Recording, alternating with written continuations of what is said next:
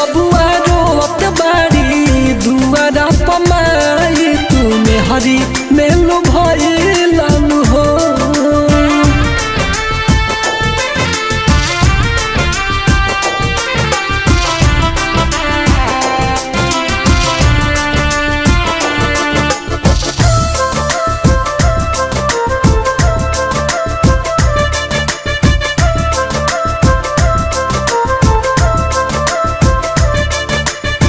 नवरे महीना अपना कोखिया में रखली होई है सियान लाल सुख होई सोचली।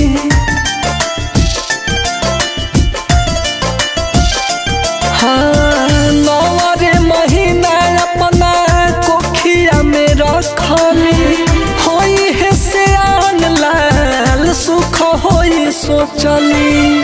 तोहरे ला दुख सब कटली भाड़ा कितना भखली हो। बबुआ रोवत बाड़ी दुआरा पमाई तुमे हरी मेलू भइलानु हो।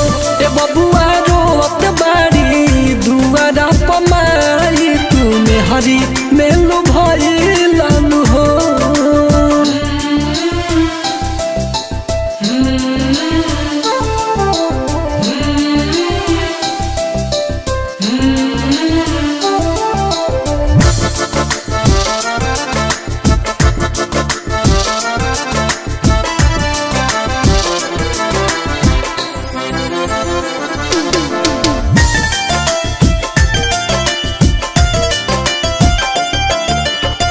बीता भर दहिया 3.5 हाथ कइली कोरा में पेशाब कैला तब ना घिनैली।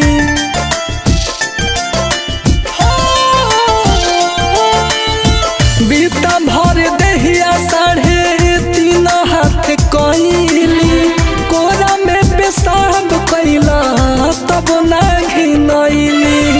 अपने खाला माखन